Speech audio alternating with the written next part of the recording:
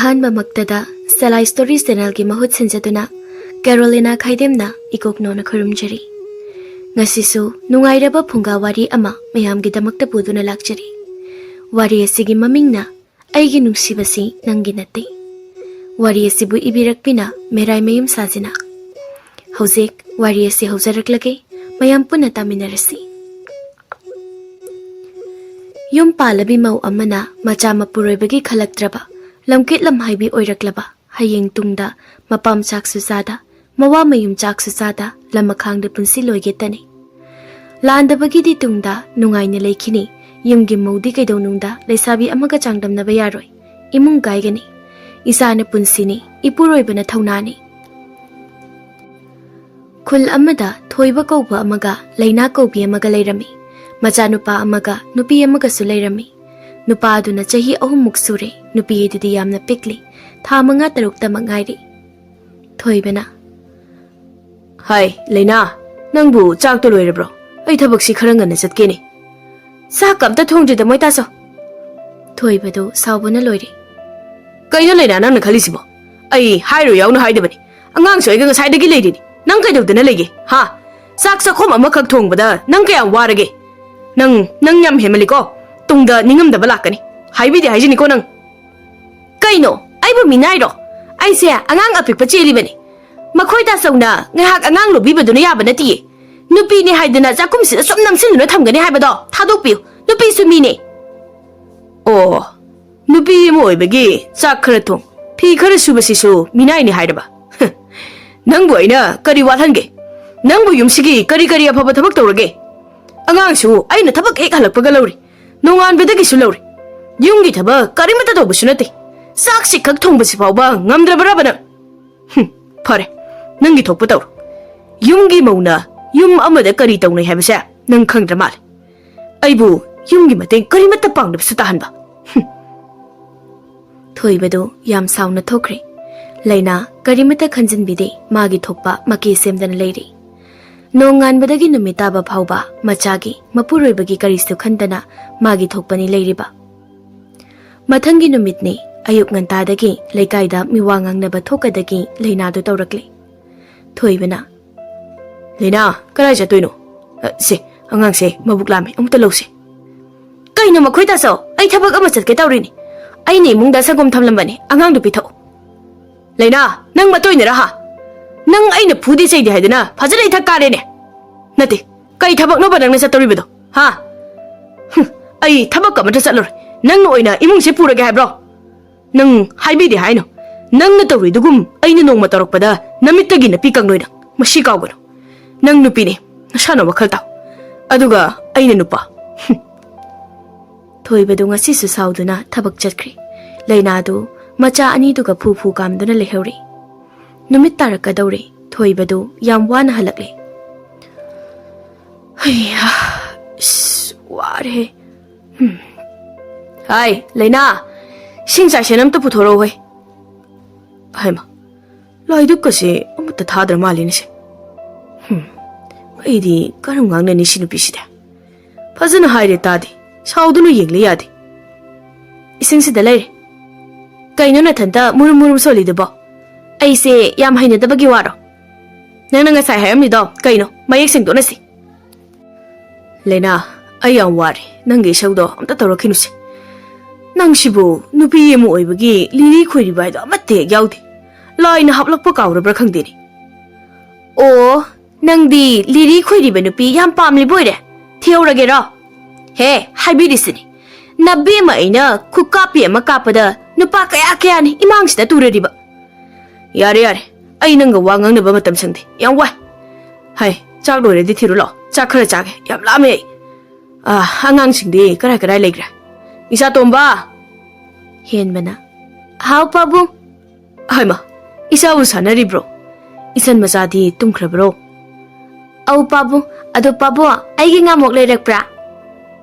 ꯂꯩꯔꯛꯑꯦ, ꯇꯨ ꯏꯁꯥꯒꯤ ꯉꯥꯃꯣꯛ꯫ ꯏꯆꯟꯒꯤꯁꯨ ꯊꯝꯒꯦ, ꯌꯥꯝ ꯍꯥꯎꯅꯤ ꯁꯤꯗꯤ꯫ ꯅꯪ ꯆꯥꯊꯣꯛꯑꯣ, ꯏꯆꯟꯗꯤꯅꯦ ꯆꯥꯕ ꯍꯩꯈꯤꯔꯣꯏ꯫ ꯅꯁꯥꯒꯤ ꯉꯥꯃꯣꯛ ꯂꯩꯅꯕꯗꯤ ꯁꯦꯟ ꯋꯥꯠꯇꯦꯅꯦ ꯅꯪ꯫ ꯑꯩꯒꯤ ꯐꯤ ꯐꯅꯦꯛ ꯂꯩꯌꯨ ꯍꯥꯏꯔꯗꯤ ꯂꯩꯇꯦꯅ ꯄꯔꯦꯡ ꯂꯦꯡꯉꯤꯅꯦ꯫ ꯂꯩꯅꯥ, ꯑꯩꯅ ꯂꯩꯔꯛꯂꯤꯕ ꯉꯥꯃꯨꯛꯁꯦ ꯑꯩꯈꯣꯏ ꯑꯅꯤꯒꯤ ꯆꯥꯒꯤꯅꯤ ꯑꯩꯅ ꯍꯥꯏꯔꯤꯁꯤ ꯅꯪ ꯋꯥꯈꯜ ꯇꯥꯔꯦꯀꯣ ꯌꯥꯔꯦ ꯋꯥ ꯃꯈꯥ ꯌꯥꯝ ꯇꯥꯟꯅꯔꯣꯏꯁꯤ ꯑꯩꯅꯦ ꯅꯨꯄꯥ ꯑꯃꯗ ꯀꯣꯛ ꯍꯦꯛ ꯆꯦꯟꯊꯣꯛꯈꯤꯅꯤꯀꯣ ꯑꯁꯨꯛ ꯋꯥꯅ ꯂꯩꯒꯗꯣꯏ ꯁꯔꯨꯛꯄꯨꯗꯤ ꯁꯦꯟ ꯄꯥꯏꯕ ꯅꯨꯄꯥ ꯑꯃꯗ ꯍꯦꯛ ꯆꯦꯟꯈꯤꯕ ꯊꯣꯏꯕꯗꯨ ꯁꯥꯎꯕꯅ ꯂꯣꯏꯔꯦ ꯆꯥꯛꯀ ꯈꯔ ꯂꯥꯝꯕꯒ ꯃꯥꯒꯤ ꯅꯨꯄꯤ ꯂꯩꯅꯥꯒꯤ ꯋꯥꯍꯩꯗꯨꯒ ꯆꯪꯁꯤꯟ ꯏꯁꯧ ꯂꯥꯡꯕꯒ ꯃꯥꯒꯤ ꯅꯨꯄꯤꯒꯤ ꯃꯆꯠꯇ ꯆꯤꯡꯅꯕ ꯌꯣꯝꯂꯤꯉꯩ ꯆꯦꯟꯈꯤꯅꯤ ꯍꯥꯏꯔꯛꯄꯗ ꯊꯣꯏꯕꯗꯨ ꯑꯇꯝꯅꯅ ꯁꯥꯎꯈ꯭ꯔꯦ ꯑꯣ ꯅꯪꯗꯤ ꯑꯔꯣꯟꯕ ꯅꯨꯄꯥꯒ ꯊꯝꯂꯤꯕ ꯑꯣꯏꯔꯦ ꯑꯗꯨꯅꯅꯤꯗꯅ ꯅꯪꯅ ꯌꯨꯝꯒꯤ ꯅꯆꯥꯒꯤ ꯅꯄꯨꯔꯣꯏꯕꯒꯤ ꯈꯟꯗ꯭ꯔꯤꯕꯗꯤ ꯌꯦꯡꯒꯦ ꯌꯥꯎꯅ ꯌꯦꯡꯕꯅꯤ ꯅꯪꯅ ꯇꯧꯕꯗ ꯌꯥꯗꯨꯅ ꯂꯩꯒꯗꯕ ꯊꯣꯏꯕꯗꯣ ꯑꯩꯗꯤ ꯅꯠꯇꯦ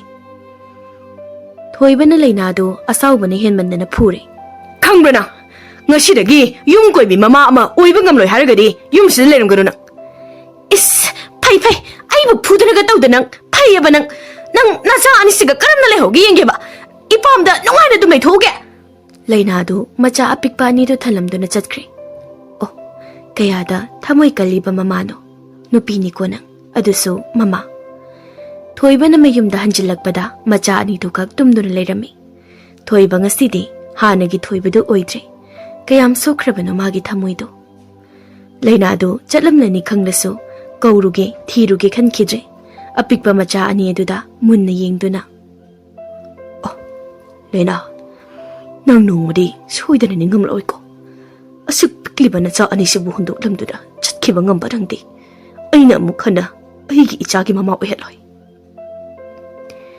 ꯃꯇꯝ ꯈꯔ ꯍꯧꯈ꯭ꯔꯦ ꯏꯀꯨꯏ ꯀꯨꯏꯗꯅ ꯂꯩꯅꯥꯗꯨ ꯃꯇꯨ ꯃꯆꯥ ꯂꯩꯕ ꯅꯨꯄꯥ ꯑꯃꯗ ꯆꯦꯟꯈ꯭ꯔꯦ ꯍꯥꯏꯅ ꯂꯩꯀꯥꯏꯗ ꯋꯥ ꯂꯥꯎꯔꯦ ꯊꯣꯏꯕꯗꯤ ꯏꯀꯥꯏꯕꯅ ꯃꯄꯥꯟ ꯊꯣꯛꯄ ꯉꯝꯗ꯭ꯔꯦ ꯊꯣꯏꯕ ꯑꯃꯗꯤ ꯂꯩꯅꯥ ꯂꯩꯀꯥꯏ ꯑꯃꯈꯛꯇꯒꯤꯅꯤ ꯊꯣꯏꯕꯗꯨ ꯃꯥꯒꯤ ꯅꯨꯄꯤꯕꯨ ꯍꯦꯟꯅ ꯃꯕꯨꯛꯇ ꯌꯦꯛꯈ꯭ꯔꯦ ꯊꯣꯏꯕꯒꯤ ꯃꯆꯥ ꯑꯄꯤꯛꯄ ꯑꯅꯤꯗꯨ ꯃꯈꯣꯏꯒꯤ ꯌꯨꯝꯊꯪꯅꯕ ꯃꯧ ꯃꯆꯥ ꯄꯣꯛꯇꯕꯤ ꯑꯃꯗ ꯄꯤꯔꯝꯗꯨꯅ ꯊꯕꯛ ꯆꯠꯄ ꯍꯧꯔꯦ ꯃꯧꯗꯨ ꯌꯥꯝ ꯍꯔꯥꯎꯖꯩ ꯑꯉꯥꯡ ꯑꯅꯤꯗꯨꯅ ꯃꯇꯝꯕꯥꯛꯇ ꯁꯥꯟꯅꯖꯕꯗꯨ ꯎꯔꯒ ꯃꯆꯥꯒꯤ ꯃꯤꯅꯨꯡꯁꯤ ꯐꯪꯗ꯭ꯔꯕꯤ ꯃꯧ ꯑꯗꯨ ꯌꯥꯝꯅ ꯍꯔꯥꯎꯖꯩ ꯃꯧꯗꯨꯅ ꯑꯁꯨꯛ ꯅꯨꯡꯁꯤꯕ ꯑꯉꯥꯡ ꯑꯅꯤꯁꯤꯕꯨ ꯃꯤꯅꯨꯡꯁꯤ ꯃꯆꯦꯠ ꯑꯃꯠꯇ ꯐꯥꯎꯗ꯭ꯔꯤꯕ ꯃꯥꯒꯤ ꯃꯃꯥꯗꯣ ꯃꯄꯣꯛꯇ ꯃꯃꯥ ꯑꯣꯏꯕ ꯐꯪꯂꯣꯏ ꯃꯍꯥ ꯂꯝꯀꯦꯠꯄꯤꯗꯣ ꯃꯄꯨꯔꯣꯏꯕ ꯃꯆꯥꯗꯒꯤ ꯍꯦꯜꯂꯤ ꯈꯟꯅ ꯆꯠꯂꯤꯕ ꯂꯝꯕꯤꯗꯨꯅ ꯍꯌꯦꯡꯋꯥꯏ ꯃꯩꯔꯤ ꯊꯣꯛꯅ ꯆꯠꯂꯛꯀꯅꯤ ꯈꯪꯗꯕ ꯁꯥꯔꯤ ꯃꯇꯝ ꯈꯔ ꯍꯧꯈ꯭ꯔꯦ ꯊꯣꯏꯕꯒꯤ ꯃꯃꯥꯟꯅꯕ ꯐꯩꯖꯥꯎꯅ ꯃꯈꯣꯏꯒꯤ ꯊꯪꯅꯕ ꯈꯨꯟꯗ ꯅꯨꯄꯤ ꯎꯅꯔꯨꯁꯤ ꯍꯥꯏꯅ ꯅꯝꯗꯅ ꯄꯨꯔꯛꯏ ꯐꯩꯖꯥꯎꯗꯨ ꯆꯠꯅ ꯉꯥꯡꯕꯁꯨ ꯂꯦꯞꯇꯦ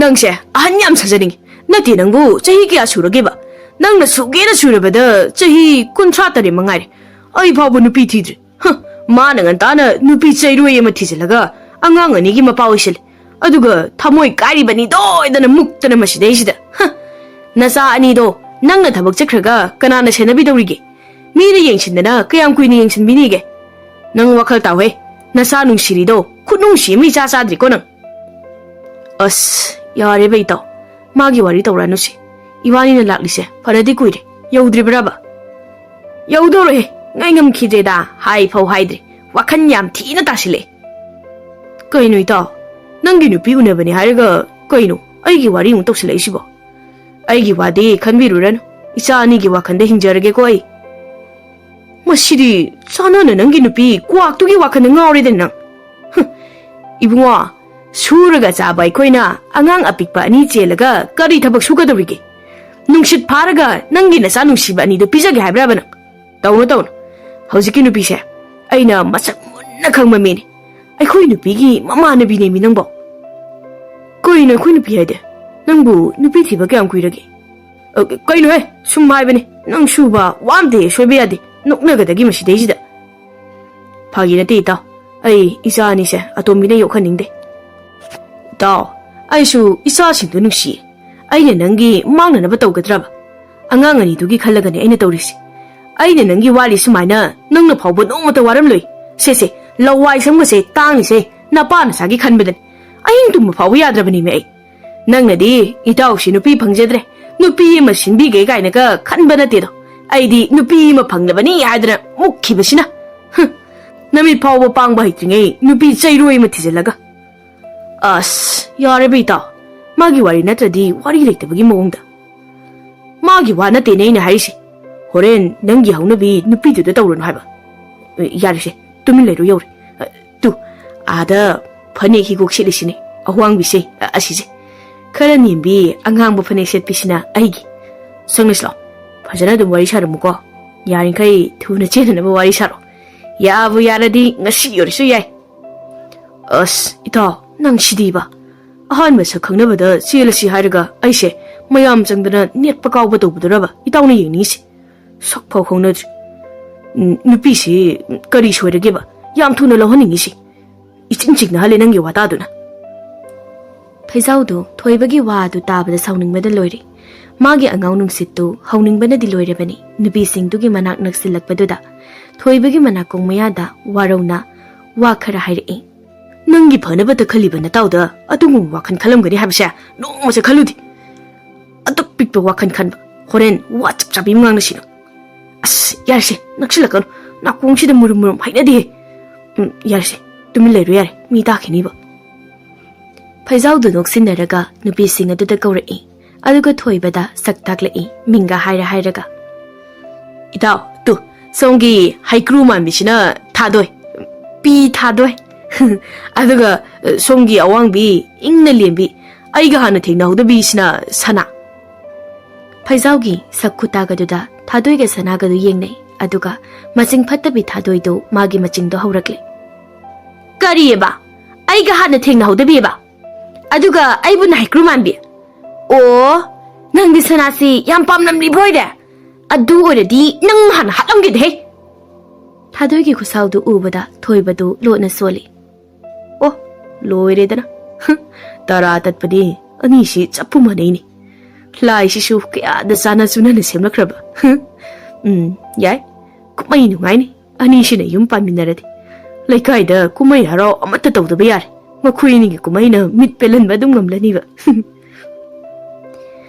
somda sum henjilai thadoido phaisau su machin khomdona khatnarai yararoi khandana thadoido khamdorai repeat yararoi khandana thoibadu khamdorai as yare mina koini bo kari no me to ai to he khang he khanglaw law du kaino wa khal yam tai ko haujikta hui ga hodong charam badu bu kana no ba 미 아이는 좀 파기 떠오라가 만에 더 러와이드기 락터리 있는트로 까리기 파기나 때 아이는 사록보다 파기다 들어 있는트로 나군 짭짜는 강범이니 아이세 타도이네 타도이 sanado handakti tapna wangang lai thadoibu thimjinbirai thadoi yarisi sauranu ba masu phagini haridana tu obasi sauranu yari thadoidu asauba nemthau yadri Phaisauga wa chapchabi amangang nani haidana Phaisaudu chingduna pukre thoiba amadi sana khakta leptuna lehauri ikaina duna adum wa matangang nadi thoibadu mana nupani mana hana wari se hodradi phajatri khanna haurai kari injang charake ironba maga nga tawba maga chari adu ai kai gumbamta kaino sengne tatakpiyo thoibadu thamui sengna nupiduda matu thirami macha ani le sengna haidokre sanadu thoibagi icham chamjaba mathamoida wa thamba haidaba mabuk chamba matawasida ngawkhre sanana mabukta khalle kayada mabuk sengkraba nupa amanabu nupi le sabi amagi mangda macha lei haina haido ine pakhang saraga koiba sen paiba saraga koiba na pikthala kansida athangmani magumbasi amuksu machin thokna pau khompirai yumgi ima babunggi apambadi thungleroi makhoidi thisa haijaduna masa thajaba pambani macha leisabi amabu macha ani leiba nupada piningbadi kanasu leiramoi yam chome masabu pha ningdaba kanasu leiroi nangna ima khoigi apamba tawki hairasu kaideda aidi ichage dum khallaga haijabani hairasu kaide sanadu thoibagi yamna taksinda haifesu sauthok Inglemna hairakpa wahida ngawkhri asuk phasabi nupa khudingna khoi omgum omlibi mana thoibada ngawkhri miyoibagi laibaktabu tamkhraba littuna chenba yaba nate thoibasu sakta chuda sawongda sabanda kariso awatpa mi nate leita laira macha oirubagi nganta nupi thizanduna chamot leirubani kitanga kerakpa phizonga kitang nanbadadi pakhang pungsingni sanado itha thajadana yam tapna ingna hairai Hairakani sungthai thajadaba wahayama ayare isa singdugi mama oiba adudi ai changkrage haying sumngai da angang du puraga lakpiyo Thoibado, Harabaga Tazadabaga, Bunsinkri, Harabagi Pi Tarakli, Ik Ak Toduna, Sanada, Mid Ira Tangmi Yinglatli. Wadaso, Matat, Susan Bangamdri. Sana, Nang Naido, Shingbro, I Manginatiko, Nangyariko. Janglageko, Tadoy, Lao, Namitaga Dore. Sanado, Ikaiman and a gentry, Tadoy Gorum Laga. Paisao, Garantava more correctly, Jetna. Ida, Garia Nerigi, Yana Ravrava. Toibado, no feto no cumlai. Hayang Angang Purgala Unhidi. Oh, Yana Ravina, no fetcatawine, Nashidi, Kaikanam Haikide, ha? Goirun, Lorun, I lower geba. Tanning de, Nangidi, Tadu lady dudi. I know as I hide dudi, Nangi why do not hide up. Ahan boon over the bull, no picanas in a giver. Matangi no mitni, Toibado, Paisauga Huram the Bida, Maja Ahen Bapuduna, Sanagi Manak the Lakli. Sanana Nangi Ming di Garikoba Ahen Bana Ahen Bako in ne, Adonine, Nangje, Masagyam Pazengo, Ima Oirage. Sanado, Angang du Giwangang Wahida, Purang Okri. Toibana Sungta Tazidaba Wahayama, Sanado Hari. Nasimak, Yum the Pubiro, Ayangang Sibu, Guina Mamali to Bamachaw Heningdre. Ah, a simbro, sing Nikosana. Lao, Ahen ba, Imapamge, Aduga, Nakoyum da Imaga Chatlasi. Babua, I koyum the Imase, La Ani Hango, Nungare. Toibagi Punsida, Punima Lakadori. Genkri, Toibaga Sanaga. No Mada Kangarasu, Tamui di, Jahili sang Sitna Nusina Bagum Natunakri.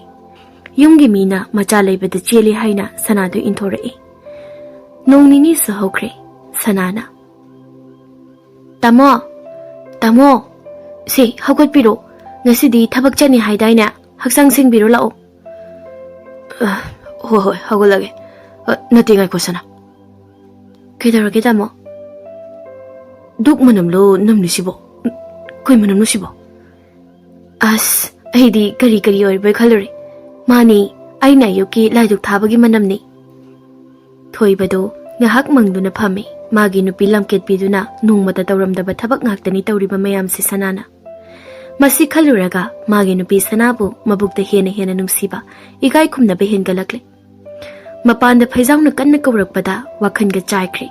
Toibado, tap na hawgalai. Mapana milay, ay totluki. Ahin badi.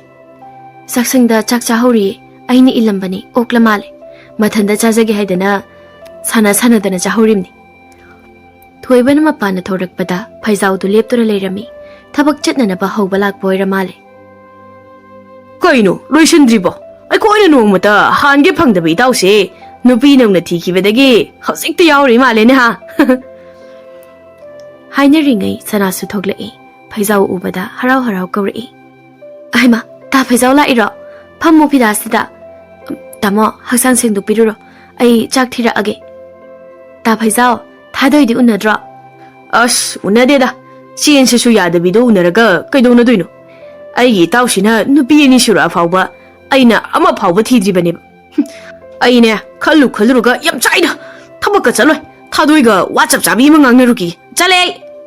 Ay ma, ngay kuwa ta Paisao. Ma, chat krine siya, sawar mali. Tadoy gi maching duga, asiyorin soydran katnara niya mo. Ngang laga Toibaga Sanaga do, Jangmin narakpada, Majanu pana. Chak chapududa, ising taptana hizinduna layramli. Toiba sauna, Machara sinsinduna pugitawi, Sanana. Kaino tamo, apik pa ngang sina kari kangdorige. Haksang singdok piro, ay thongagese, kuiroy, ay mitnakupada loyge ba. Chalo. Loy dinang, angang siya, yam na sunaw siya hanggang ko. Tamo, chatlo ba, angang ni, mana kay kangdorige. Tamo haksang singdupiro, loiraga dawre sakse. Ngahaki matung, sana, jaksa loikre. Toibas loiraga jangnakli. Loiraba nang ba? Ay ma, ngasay dagi hausi pao ba, angang du pori do, sumbibi adro nang ba? Ngasay na tumhauraba ni, nang bu wadri ba? Isa se sakraga, po bangam daw nati, peklingay po giyaw na pori ba ni? Ay na, isa po zabada, ingsan birakan. Angang anido, Sanana adoki matik nung sina luna tawzay. nupi machadu yamna su pikli. Jak mapon tana namkhaiduna illibani. Yang wana sanana angang ani duki mabuk pena na bahut na jay. Tamo chatpiro ay angang ani magsumlaga inkhonda pot khara thajange. Horen tamo na halakpada maru marang khara laybiro kay thiendagi. Hai, nang wani ni ay halaga tawge tawruno tham. Angang ani siga wana na bane nang. Tawruno ko. Ay salukhige. Angang yingsinaro leiramo. Nang takpakamda tawruno. Matam khara hokre Lainado nupi ahanduna phuraga talakli. Tawzarubagi mahaini ikaiba khangdabido madi thoiba nupi thikre khangde. Thoiba khoida changlai thoiba do hanagum mabu nungsiramkini haiduna changlaklibani. Sum sanglakpada sana sumang waisilibado ure. Sat changsinduna hanglai. Nang ni kanano? Da thoiba leitro. Nangbu thabak sunanaba thammamiro da thoiba na. Da thoiba! Tamodi leiti kanano thabak satki aina magi nupini. Kaino magi nupidi? Magi nupidi aini ne. Nangbu mana karam kanda lauriba. Sanado wakal tare Lainani haiba. Thoibana wari pumba liraba oibana sauna khumlai. Aise, icha anigi mamani. Nangni yumsida changlaaga pangangda ngangba yabro. Ha? Aigi tamobu mungi kaina su hodnarappa saradana. Aigi ti khangero nang. Yam thuna chakro chalo. Nangbu magi nupi neba. Mabu nupi thirabane. Aidi tadeda. Da thoibabu nupi atopa thikraba. Nakutta leiba manibu akaiba mingsen machini khanduna huntoklamduna nasakakki khanduna chachkraba nangna karige mohalaiba. Aigi nungsibase nangi natre. Aigi ne hojikti. Magi mapu aina oire. Nang tamo laklabadi hatkhani yam thuna chalo. Yasanga kadore. Ay thabak yamna le waisit ke chalo. Sanado somjatuna phat phat haiduna waisit le. Lainado kuina leiba ikara male chatkre. No manini haukre sanaga thoibagado kaithena chalusi haiduna apikpa machaduna sanana pami achaubaduna thoibana pami. Yumban punsida mapung pharaba nupa nupi amagumna maithongna momon minoktam thokminarakle. Lainado lambida laklido thoibana uri. Seliba pizonduga kakliba samkaktuga ubada yamna hainadaba phibamni. Lainana su thoiba khoi uri. Ikai khangdaba matau uttuna macha nungsiba saduna machabu kawri. Imagi ahenba! Macha nupida mu kawri. Sanasu nupinina machabu uningdana tawrini khanduna pige tawe angangdo. Thoibana tap pharaga sanada wahiri. Sana, nang aigi wakan khangba nadra. Nasabu lamlambi kanada pige khalibano. Lainana. Kaino da thoiba, ay sinangi nupi Lainani. Isa anigi mamani. Ay bulam lanbini harido kaigino. Hey, ikai khangdibi, kai tension. Nang sibu, ikai bagi shingniga do tatkarbro. Ha? Nang bu nasa nungsiba masa khangbro. Ay isagi mamadi nang nati. Tu, mang da libliba mabi mase. Ay giloy nabi, isagi mama. Nang bu ay gi oina ahan bada karigi thinga halino haidana nungti gi laida wakalibane. Isa se nang naloge hayo. Amata yabriyo. Yaroy, natra. Yumduda leiringaida fauba nasaga mikup kya lemina khide. Nang leitabagi awaba isa anisina khangkiba leite. Nangna mama amagi minungsi angang singa sida ulamdabanina. Nangbu mama ni haina khangkibasu mapa ina pamte. Nang amuk aigi punsida yelaktana bukhoro. Karigumba hanjin aigi sanagi thamoi kana na basila aba. Nang aibu phatte hagana. Sanado thoibagi kusawado ubada wa thokna batari haidana khumlai. Tamo to yare chalasila mi loini yengnarak ikaidro chasila yare. Thoibado sauba hande wa ambu ngang bahaurakle. Nang khaktana ikai bu khangbani. Kana gumbi mai pandabi ikai khangdabi kyade kumai amu oina uramdori bani sana. Sanado mana hairuba waduna dum hena wa chawthorakna ba oire khanna makok paire. Adubu ma mapuroi babu ngamnana ba themlai. Tamo angang singse warani ba angang macha se mabuksu lami chalasila oba. Ngang bada kana re khangleba mi sida sungang dana leiba hongnade chalasila oba.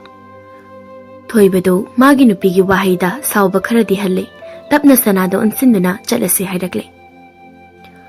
Lao chalase nang kishu khangano ai punsigi nang bu thadoi nang na khaliba pumba ai khange. Nang na luana pi dabasu ai oi. Yumna chalasilo. Swai shida kuina leirishi. Longna ganba Lainani ꯅꯪꯉꯣꯟꯗ ꯆꯪꯂꯛꯀꯅꯤ ꯁꯅꯥꯗꯣ ꯃꯕꯨꯛꯇ ꯃꯄꯨꯔꯣꯏꯕꯕꯨ ꯅꯨꯡꯁꯤꯕ ꯈꯝꯕꯟꯕ ꯍꯦꯟꯅ ꯐꯥꯎꯔꯛꯏ ꯃꯥꯅ ꯀꯅꯥꯁꯨ ꯎꯔꯣꯏ ꯈꯟꯅ ꯇꯧꯈꯤꯕ ꯊꯕꯛꯇꯨ ꯎꯗꯨꯅ ꯂꯩꯔꯝꯕ ꯃꯥꯕꯨ ꯀꯌꯥ ꯆꯦꯛꯁꯤꯟꯅ ꯁꯦꯟꯅꯕꯤꯕ ꯂꯩꯅꯥꯗ ꯊꯤꯅ ꯆꯩꯕꯗꯨ ꯐꯥꯎꯕ ꯈꯝꯕꯜꯂꯛꯏ ꯃꯗꯨꯗꯅꯤ ꯃꯥꯅ ꯈꯥꯝꯗꯣꯛꯂꯤꯕ ꯃꯄꯨꯔꯣꯏꯕꯅ ꯃꯥꯒꯤ ꯃꯕꯨꯛꯀꯤ ꯋꯥꯕꯨ ꯁꯦꯡꯅ ꯈꯪꯂꯝꯕ ꯎꯔꯒ ꯃꯄꯨꯔꯣꯏꯕꯕꯨ ꯅꯨꯡꯁꯤꯕ ꯍꯦꯜꯂꯤ ꯁꯣꯝꯗ ꯂꯩꯅꯥꯗꯤ ꯃꯔꯨ ꯂꯨꯛꯏ ꯉꯁꯤꯇ ꯈꯪꯉꯤ ꯃꯆꯥ ꯃꯄꯨꯔꯣꯏꯕꯒꯤ ꯅꯨꯡꯁꯤꯕ ꯃꯃꯤꯠꯇꯒꯤ ꯃꯄꯤꯁꯨ ꯂꯦꯞꯄ ꯂꯩꯇ ꯇꯥꯔꯛꯂꯤ ꯑꯍꯥꯟꯕ ꯑꯣꯏꯅ ꯃꯄꯨꯔꯣꯏꯕꯗ ꯈꯝꯃꯟꯕ ꯍꯧꯔꯛꯂꯤ ꯁꯅꯥꯒ ꯊꯣꯏꯕꯒꯒꯤ ꯃꯇꯧ ꯎꯔꯒ ꯆꯥꯛꯅ ꯅꯤꯡꯉꯝꯗꯅ ꯀꯞꯍꯧꯔꯤ ꯑꯁꯤꯔꯥ ꯅꯨꯄꯤ ꯑꯣꯏꯕꯒꯤ ꯄꯨꯟꯁꯤ ꯈꯣꯡꯊꯥꯡ ꯑꯃ ꯁꯣꯏꯈꯤꯕꯗ ꯄꯨꯟꯁꯤ ꯆꯨꯞꯄ ꯅꯤꯡꯉꯝꯗꯅ ꯂꯦꯟꯕ ꯇꯥꯔꯦꯗꯣ ꯑꯁꯤ ꯑꯣꯏꯕ ꯇꯥꯏ ꯌꯨꯝꯕꯥꯟ ꯄꯨꯟꯁꯤ ꯇꯨꯔꯦꯜ ꯂꯩꯉꯣꯏꯗꯒꯤ ꯍꯦꯟꯅ ꯀꯨꯞꯄꯤ ꯍꯥꯏꯅꯔꯤꯕ ꯊꯣꯏꯕꯅ ꯁꯅꯥ ꯅꯪꯅ ꯀꯞꯂꯤꯕꯗꯣ ꯑꯩ ꯈꯪꯉꯤ ꯀꯩꯒꯤꯅꯣ ꯅꯪꯅ ꯋꯥꯈꯜ ꯁꯣꯟꯊꯔꯤꯕ ꯑꯩꯅ ꯃꯥꯕꯨ ꯑꯃꯨꯛ ꯂꯧꯁꯤꯟꯒꯅꯤ ꯈꯟꯕ꯭ꯔꯥ ꯈꯟꯒꯅꯨ ꯑꯗꯨꯗꯤ ꯑꯔꯥꯟꯕꯅꯤ ꯊꯣꯏꯕꯒꯤ ꯋꯥꯗꯨ ꯇꯥꯕꯗ ꯁꯅꯥꯗꯣ ꯃꯥꯒꯤ ꯃꯕꯨꯛꯀꯤ ꯋꯥꯗꯨ ꯁꯦꯡꯅ ꯍꯥꯏꯔꯛꯏ ꯇꯥꯃꯣ ꯑꯩꯅ ꯀꯞꯄꯗꯤ ꯏꯆꯥꯕꯨ ꯏꯊꯥꯗꯒꯤ ꯁꯦꯠꯇꯨꯅ ꯂꯧꯈꯤꯒꯗ꯭ꯔꯥ ꯍꯥꯏꯅ ꯃꯤ ꯄꯥꯏꯕꯅꯤ ꯍꯣꯏ ꯇꯥꯃꯣꯕꯨꯁꯨ ꯅꯨꯡꯁꯤꯕ ꯈꯝꯃꯟꯕ ꯈꯔꯁꯨ ꯌꯥꯎꯈꯤꯗꯕꯗꯤ ꯅꯠꯇꯦ ꯊꯣꯏꯕꯗꯨ ꯅꯣꯛꯐꯦꯠ ꯇꯧꯅ ꯃꯥꯒꯤ ꯅꯨꯄꯤꯒꯤ ꯃꯄꯨꯛꯅꯤꯡꯕꯨ ꯊꯦꯝꯖꯤꯟꯕꯤꯔꯛꯏ ꯑꯉꯥꯎꯕꯤ ꯑꯩꯕꯨ ꯋꯥꯈꯜ ꯂꯦꯞꯇꯕ ꯅꯨꯄꯥ ꯑꯣꯏꯅ ꯎꯕ꯭ꯔꯣ ꯇꯥꯃꯣꯁꯦ ꯅꯨꯄꯥꯅꯤ ꯅꯨꯄꯥꯗꯤ ꯑꯃꯨꯛ ꯍꯥꯠꯈ꯭ꯔꯕꯗꯤ ꯂꯣꯏꯔꯦ ꯅꯪ ꯋꯥꯈꯜ ꯑꯋꯥꯕ ꯀꯩꯁꯨ ꯈꯟꯒꯅꯨ ꯆꯂꯣ ꯏꯁꯤꯡ ꯈꯔ ꯄꯨꯊꯣꯔꯛꯑꯣ ꯊꯛꯀꯦ ꯇꯥꯃꯣ ꯑꯉꯥꯡꯁꯤ ꯉꯥꯏꯍꯥꯛꯇ ꯄꯥꯏꯕꯤꯔꯝꯃꯨ ꯄꯤꯔꯣ ꯏꯁꯥꯁꯦ ꯃꯃꯥꯅ ꯄꯣꯛꯃꯟꯗꯅ ꯄꯥꯕꯨꯡꯅ ꯄꯝꯕꯒ ꯐꯪꯗ꯭ꯔꯕꯅꯤ ꯂꯥꯛꯑꯣ ꯄꯥꯕꯨꯡꯒ ꯂꯩꯔꯁꯤ ꯃꯇꯝ ꯈꯔ ꯍꯧꯈ꯭ꯔꯦ ꯂꯩꯅꯥꯗꯣ ꯃꯆꯥꯕꯨ ꯄꯤꯕꯤꯌꯨ ꯃꯆꯥ ꯌꯣꯛꯆꯔꯒꯦ ꯍꯥꯏꯅ ꯂꯩꯀꯥꯏꯒꯤ ꯃꯤ ꯊꯥꯖꯤꯜꯂꯛꯄ ꯂꯦꯞꯇꯦ ꯁꯅꯥꯒ ꯊꯣꯏꯕꯒꯅ ꯃꯥꯒꯤ ꯃꯆꯥ ꯀꯅꯥꯗꯁꯨ ꯄꯤꯔꯣꯏ ꯍꯥꯏꯗꯅ ꯌꯥꯔꯛꯇꯦ ꯃꯇꯝꯒꯤ ꯈꯣꯡꯆꯠꯇꯤ ꯂꯦꯞꯇꯕꯅ ꯃꯆꯥꯁꯤꯡꯗꯣ ꯃꯄꯨꯡ ꯃꯔꯩ ꯐꯥꯔꯛꯂꯦ ꯃꯆꯥꯅꯨꯄꯥ ꯑꯍꯦꯟꯕꯗꯤ ꯋꯥꯈꯜ ꯌꯥꯝ ꯇꯥꯏ ꯃꯄꯥꯕꯨꯡꯒꯤ ꯃꯇꯦꯡꯁꯨ ꯌꯥꯝ ꯄꯥꯡꯏ ꯃꯆꯥꯅꯨꯄꯤ ꯊꯣꯏꯗꯤ ꯊꯕꯛ ꯁꯨꯅꯤꯡꯗꯦ ꯃꯃꯥ ꯁꯥꯗꯅ ꯃꯔꯧ ꯌꯥꯝ ꯇꯜꯂꯤ ꯃꯃꯥ ꯂꯩꯅꯥꯒꯁꯨ ꯂꯣꯠꯅ ꯃꯄꯥ ꯈꯪꯍꯟꯗꯅ ꯎꯅꯩ ꯁꯅꯥꯗꯤ ꯂꯣꯏꯅ ꯈꯪꯏ ꯃꯆꯥꯅꯨꯄꯤꯅ ꯃꯃꯥ ꯎꯅꯩ ꯍꯥꯏꯕ ꯑꯗꯨꯕꯨ ꯋꯥꯝꯇ ꯍꯥꯏꯗꯦ ꯁꯅꯥꯅ ꯏꯃꯥꯒꯤ ꯕꯦꯃꯥ ꯅꯪꯕꯨ ꯍꯧꯒꯠꯂꯣꯕ ꯅꯄꯥ ꯆꯪꯂꯛꯑꯗꯤꯅꯦ ꯉꯥꯡꯕꯤꯔꯅꯤ ꯃꯤ ꯅꯪꯕꯣ ꯑꯁ ꯀꯩꯅꯣ ꯏꯃꯥ ꯑꯁꯨꯛ ꯉꯟꯅ ꯍꯧꯗꯣꯔꯛꯏꯁꯤꯕꯣ ꯊꯣꯏ ꯍꯧꯖꯤꯛꯁꯤꯕꯨ ꯉꯜꯂꯤꯕ꯭ꯔꯥꯅꯦ ꯅꯨꯃꯤꯠꯁꯦ ꯋꯥꯇꯣꯟ ꯌꯧꯈ꯭ꯔꯕꯅꯦꯕ ꯍꯧꯒꯠꯂꯣꯕꯁꯦ ꯅꯕꯨꯡꯒ ꯅꯄꯥꯒꯅ ꯆꯩꯕꯗꯣ ꯏꯃꯥ ꯌꯦꯡꯕ ꯉꯝꯗꯦꯕ ꯍꯧꯒꯠꯂꯣꯁꯤ ꯍꯣꯏꯍꯦ ꯍꯧꯒꯠꯀꯦ ꯀꯩꯅꯣ ꯈꯪꯗꯦ ꯊꯣꯏꯗꯨ ꯇꯨꯃꯤꯟꯅ ꯃꯨꯔꯨꯝ ꯁꯣꯟꯗꯨꯅ ꯊꯣꯛꯈ꯭ꯔꯦ ꯑꯇꯣꯝꯕꯁꯤꯡꯁꯦ ꯌꯥꯝ ꯐꯠꯇꯦ ꯍꯥꯏꯅ ꯑꯩꯈꯣꯏ ꯏꯃꯥ ꯂꯩꯅꯥꯅ ꯑꯗꯨꯝ ꯍꯥꯏꯔꯤꯁꯤꯗꯤ ꯁꯤꯒꯤ ꯏꯃꯥꯁꯤꯗꯤ ꯑꯗꯨꯝ ꯐꯩ ꯊꯕꯛ ꯁꯨꯗ꯭ꯔꯁꯨ ꯄꯥꯕꯨꯡ ꯈꯣꯏ ꯇꯥꯆꯧ ꯈꯣꯏꯗꯗꯤ ꯍꯥꯏꯗꯣꯛꯇꯦ ꯑꯁ ꯈꯪꯗ꯭ꯔꯦꯗ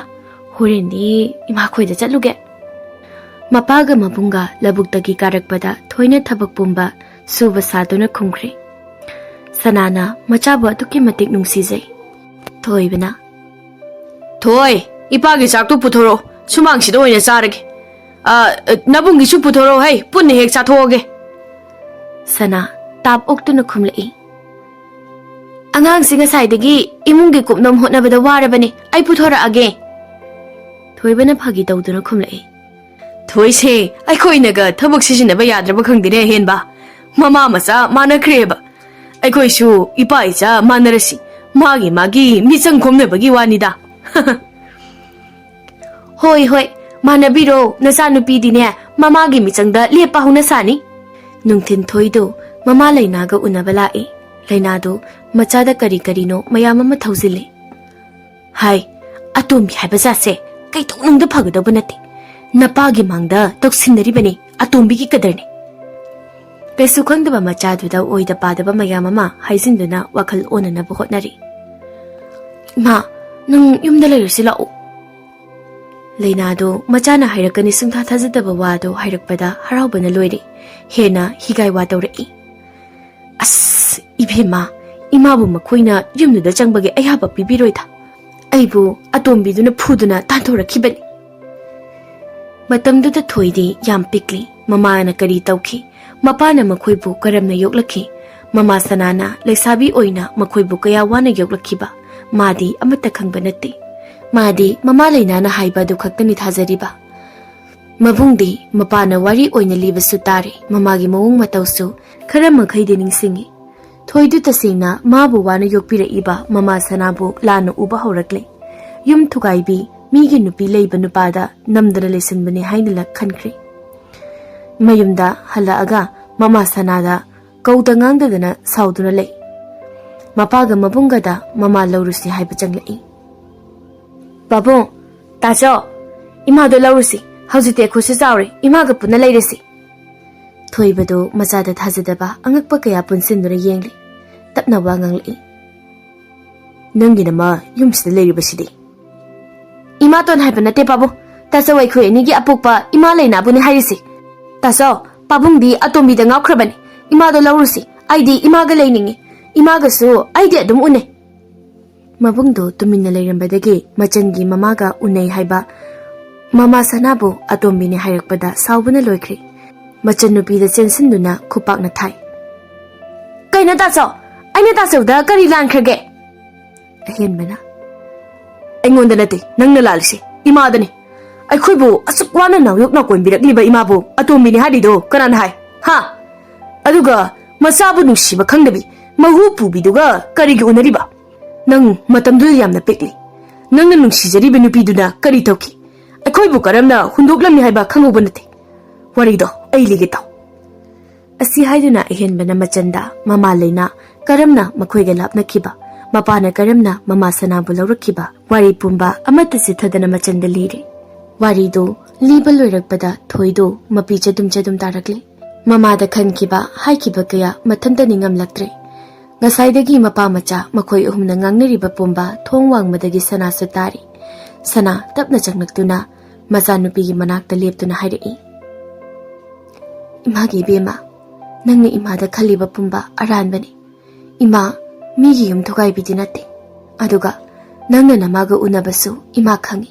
Khanglabasu ichage pambani khana wamta haikidabani. Nangna namabu yumsida kausaningbado imana ye. Aikhoi puna leiraga loiredana. Thoidu ngasidi khangli. Mama sanagi thamoiga lainagi thamoiga matam chuppada lainana mama sanaga mapaga khainanaba ta hotnadun leikriba. Mama sanana ngasi haidorakliba wahaisiga kanana phariba kanana phatriba haibadu khangli masu ngasidi. Thoidu kaptuna mama da haijarai. Ima nacha lankri. Ima gi thamoi bu nacha na masak khangludre. Ima nacha yamna lankri. Nacha bu ngakpiyo ima. Aise nangi nacha oida mapu khudin da phukchage ko ima. Nangdi phuktabi natiye. Aigi ima ne nangdi. Yarese nakok chiklani. Isa na karigi lan gadori bano. Isa lande. Lali badi lan lamjinglibi mabuni. Hai, ipagi bema.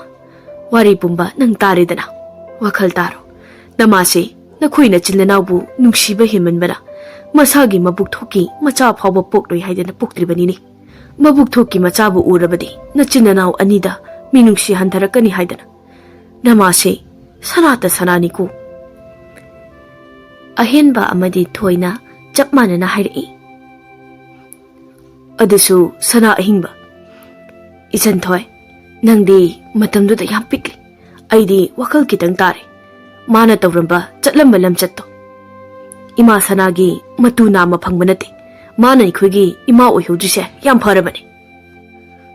Taso aina khangludabana imagi pukning nungsinaba wa kaya ma haikre. Babung basu lana urure. Babung aibo ngakpiyo. Yaresi. Ipagi bema. Ipa ngasidi wa ma haigi. Ehenba ipa na haigi doribase isadani. Nang mafam matam chari. Nupi thinanaba tawrasine. As khoi babung sidi thini ba ngainamdaba tawrakan. As aida thohorogeda. Matam khara hokre thoido mama lainabu nungsidaba sauningbana loire. Unaningba poktre. Adubo unaw haina tamlambana unare. Kaithel machada insang khara leirucho haina mama na tharakpani. Adubo mama laina thengnari. Laina na hana kaurai. Hana gi mawongda madi machana magi magun asingba khangle khangjaba nate. Aima, thoi, nangdi kari leiruriba. Thoidu tawgi yauna haigi yauna hairei. Aigi mana insang khara leirucho haidana lakpani. Sumbu kana sakse khangjadri. Aibu hana khangbibra. Kaino thoi, 이마니 낭보 이마 ꯈꯪꯗ꯭ꯔꯕ꯭ꯔꯣ? ꯊꯣꯏꯗꯣ ꯐꯥꯊꯕ ꯉꯝꯗ꯭ꯔꯦ. ꯃꯤꯃꯥꯡꯅꯤ ꯀꯔꯤꯅꯤ ꯈꯪꯗ꯭ꯔꯦ. ꯁꯥꯎꯅꯤꯡꯕꯅ ꯍꯦꯟꯃꯟꯕꯅ ꯃꯃꯥꯗ ꯉꯥꯡꯕ ꯍꯧꯔꯛꯏ. ꯅꯪꯕꯨ ꯑꯩꯒꯤ ꯏꯃꯥ. ꯃꯪꯂꯥꯟꯗ ꯅꯪꯁꯦ 이마 ꯑꯣꯏꯔꯝꯂꯕꯁꯨ ꯃꯪꯂꯥꯟ ꯑꯗꯣ ꯃꯄꯣꯛꯁꯤꯃꯒꯤ ꯑꯃꯨꯛ ꯍꯟꯅ ꯃꯪꯕꯤꯔꯛꯀꯅꯨ ꯍꯥꯏꯗꯅ ꯂꯥꯏ ꯈꯨꯔꯨꯝꯒꯅꯤ ꯑꯩꯅ. ꯑꯗꯨꯒ ꯇꯥꯏꯕꯪꯒꯤ ꯑꯣꯏꯅꯗꯤ ꯑꯩꯒꯤ ꯏꯃꯥ ꯂꯩ. ꯅꯪꯒꯨꯝꯕꯤ ꯃꯐꯝ ꯈꯨꯗꯤꯡ ꯆꯛꯊꯥꯐꯝ ꯊꯤꯕꯤ ꯂꯝꯆꯠ ꯆꯨꯝꯗꯕꯤ ꯑꯃꯕꯨ ꯑꯩꯒꯤ ꯏꯃꯥꯅꯤ ꯍꯥꯏꯕ. ꯑꯩꯒꯤ ꯏꯃꯥꯗꯨꯗꯤ ꯃꯥꯂꯦꯝ ꯄꯨꯝꯕꯗꯒꯤ ꯑꯊꯣꯏꯕꯤꯅꯤ. ꯅꯪꯗꯤ ꯃꯐꯝ ꯈꯨꯗꯤꯡ ꯌꯨꯝꯊꯣꯡ ꯈꯨꯗꯤꯡ ꯆꯛꯊꯥꯐꯝ ꯊꯤꯔꯤꯕ ꯑꯣꯏꯔꯝꯅꯤꯅꯦ ꯉꯁꯤꯁꯨ. ꯑꯆꯠ ꯑꯋꯣꯡ ꯈꯨꯗꯤꯡ ꯍꯤꯒꯥꯏ ꯋꯥ ꯍꯥꯏꯗꯨꯒꯤ ꯉꯥꯏꯔꯤꯕ. ꯉꯁꯤꯅ ꯀꯅꯥꯒꯤ ꯌꯨꯝ ꯊꯨꯒꯥꯏꯁꯤꯒꯦ? ꯍꯌꯦꯡꯅ ꯀꯅꯥꯒꯤ ꯌꯨꯝ ꯊꯨꯒꯥꯏꯁꯤꯒꯦ? ꯅꯁꯥꯒꯤ ꯌꯨꯝꯁꯨ ꯃꯆꯦꯠ ꯇꯥꯅ ꯊꯨꯒꯥꯏꯕ. ꯑꯗꯨꯒ ꯄꯥꯕꯨꯡ ꯑꯃꯗꯤ ꯏꯃꯥꯅ ꯋꯥꯅ ꯍꯣꯠꯅꯖꯗꯨꯅ ꯁꯦꯝꯒꯠꯆꯔꯛꯂꯒ ꯅꯪꯅ ꯑꯩꯉꯣꯟꯗ ꯍꯤꯒꯥꯏ ꯋꯥ ꯇꯧꯕ. ꯍꯦ ꯑꯣꯛꯇꯕꯤ, ꯅꯪꯕꯨ ꯑꯩꯒꯤ ꯏꯃꯥꯅꯤ ꯍꯥꯏꯕꯗ ꯇꯨꯀꯠꯆꯩꯌꯦ. ꯅꯪꯗꯤ ꯁꯤꯖꯈꯣ. ꯅꯪꯒꯨꯝꯕꯤ ꯑꯃꯅ ꯄꯣꯛꯂꯝꯕ ꯃꯆꯥꯅꯤ ꯍꯥꯏꯅ 이sinꯁꯤ나 하이바 파우바 뚜그째 밥 진그드바 말해 할수 하이로이. 마사기 말하나두부 masak khangnak ngasidi wamta ngangkidri leinadu. Mamitagi mapisu leptana sintarakli. Thoidu mamabu tasingna saukri. Matam kharagi matung ahenba si luhongi. Leinadu machagi luhong pawabu yauhande. Mana tawzaruba mapaptuna mapunsi chupa kaptuna lenki. Thoiba amadi sana machagi mapan chaduna punsigi harau harau numsi sanana nungai na pan kirami.